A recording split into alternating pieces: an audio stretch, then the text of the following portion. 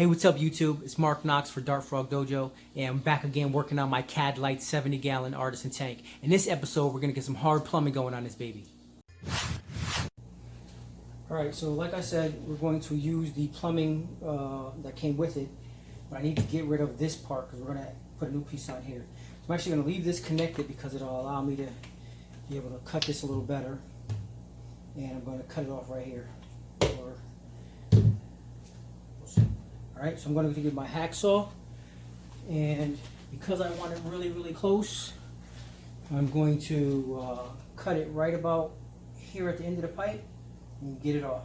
So just like that, these two parts are gone, and I needed it to get all the way off, close like that. So that's why I didn't use the clippers to cut it, because I needed as much of that lip as possible.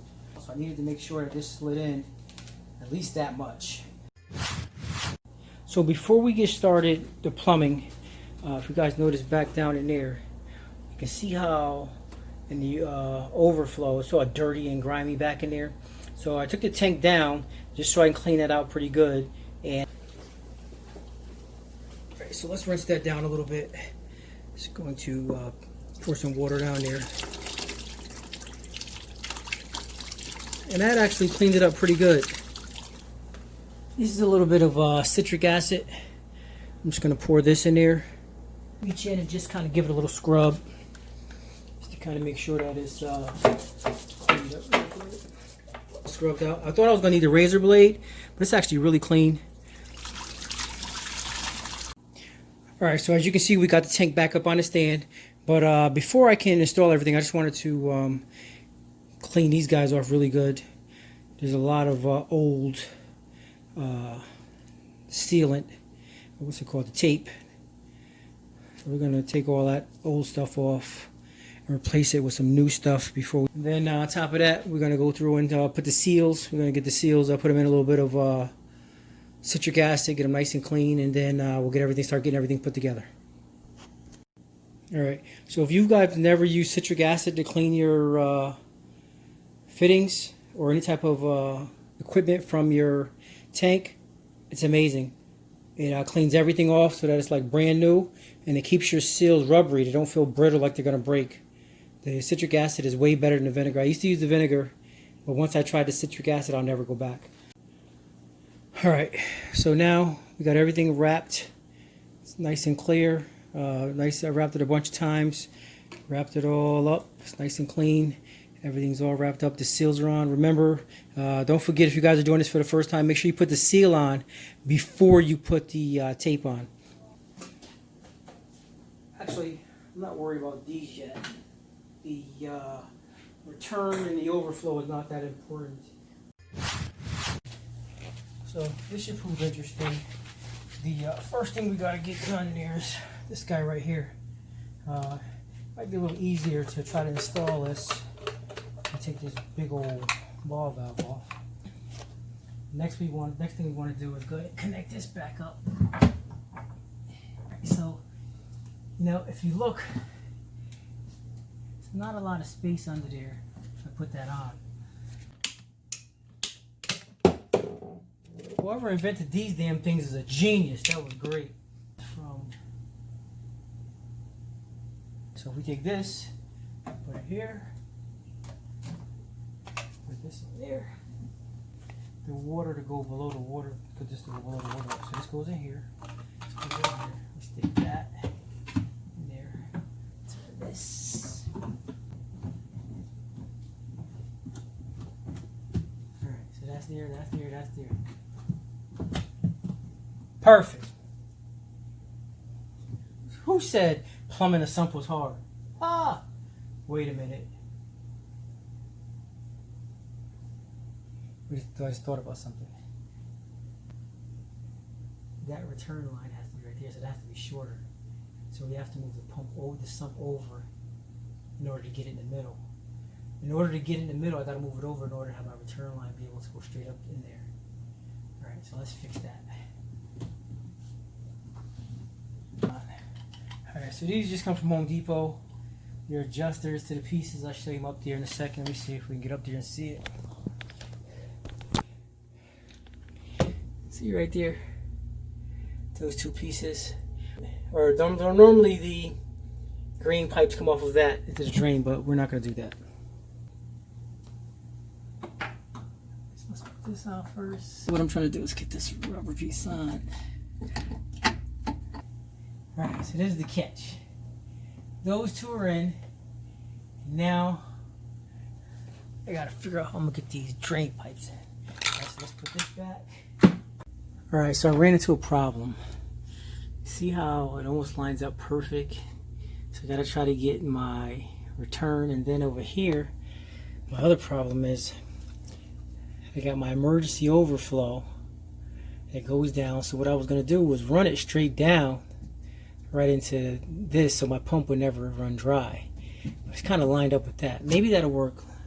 But then I also thought maybe it'd be cool to kind of run it here, run it over, and run it down, so I need two elbows, and then it'll look a little cleaner.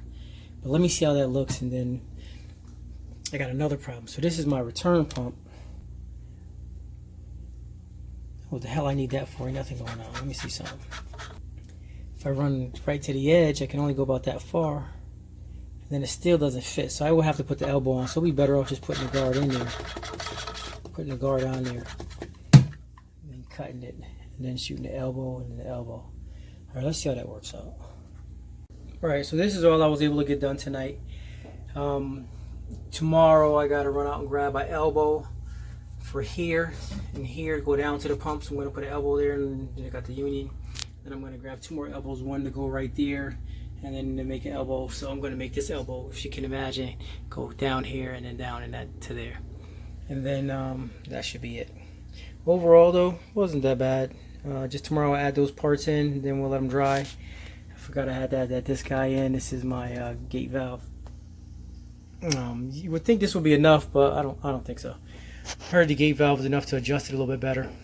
The other thing is I'm running a DC pump, so that allows me to use the flow a little more. So never know, I might have to take that out. We'll see. At any rate, that should be it. Alright, so I went out this morning and I got the rest of the parts I needed.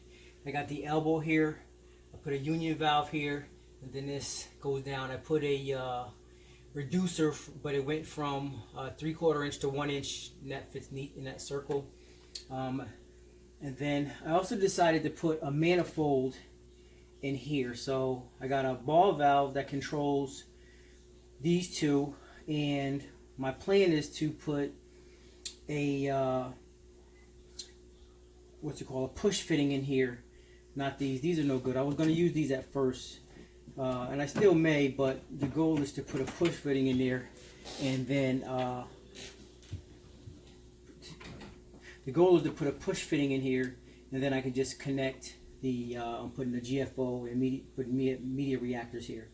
So either I'll put the push connectors from BRS, and then I'll be able to just connect the tubes right in, or I'll find some better, what are these called, better barb fittings and screw those in.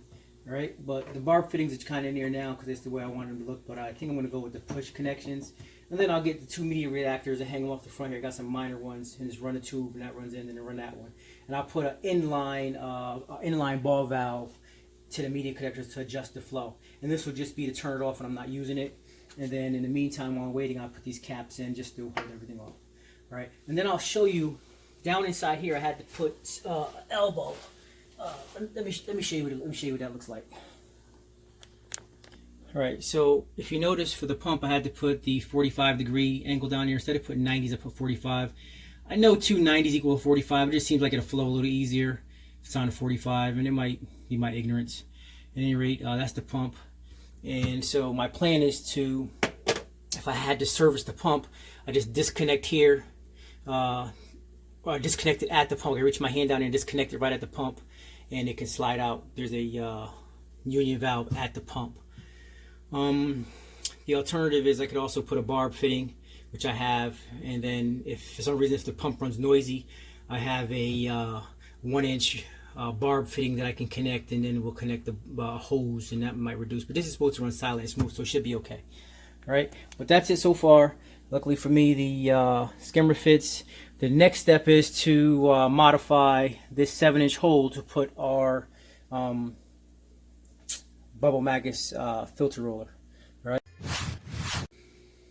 All right, so that about wraps it up, guys. The only thing left that I might do is I might add a ball valve here, just so in the event that I have to work down here for any reason, all of the water doesn't have to drain all the way down into the tank.